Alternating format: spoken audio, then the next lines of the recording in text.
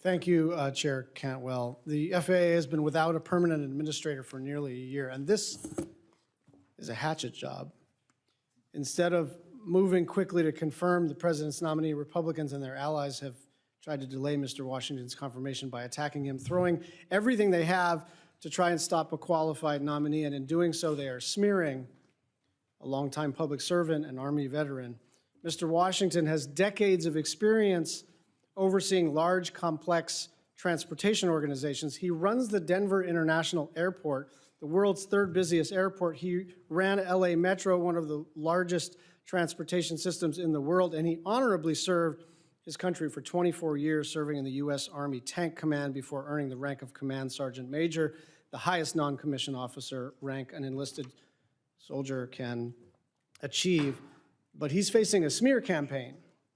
The people opposing his nomination are trying to desperately turn every aspect of his career into a scandal. Anyone who's been in leadership gets sued.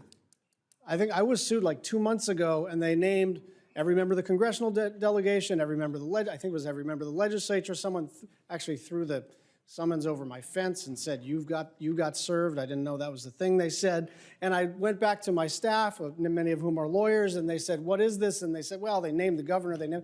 This is similar. This is 17 individual defendants, the entire board of directors, and the U.S. Secretary of Labor. That's not a serious lawsuit and should be called out for what it is. It's nonsense. It's immaterial to these proceedings.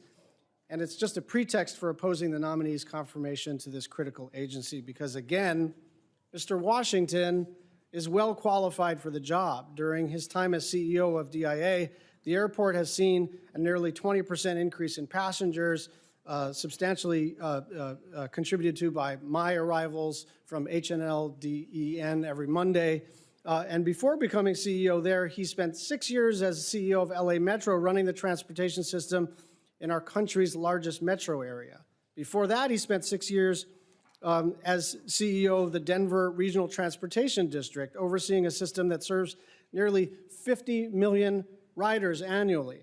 Mr. Washington is a skilled and dedicated public administrator with an extensive record showing that he knows transportation, and ignoring this to punish him over fake scandals is absurd. Mr. Washington is exactly the kind of person that we should want in public service. He has the experience needed to lead the FAA and is ready to step into this role. So my question for you, Mr. Washington, is can you tell me how your experience at DIA is going to enable you to be a good FAA administrator? Well, thank you for the question, Senator. I think Denver International Airport is, of course, the third largest. Safety is number one at all of our airports, and it will be for me at FAA.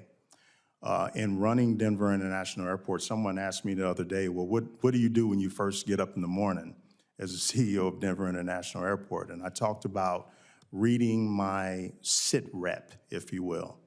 And a sit rep is what's going on right then at that airport, and it's always around safety. And so it's around also TSA wait times, it's around FAA arrival times. It's everything about that airport. We do those three times a day.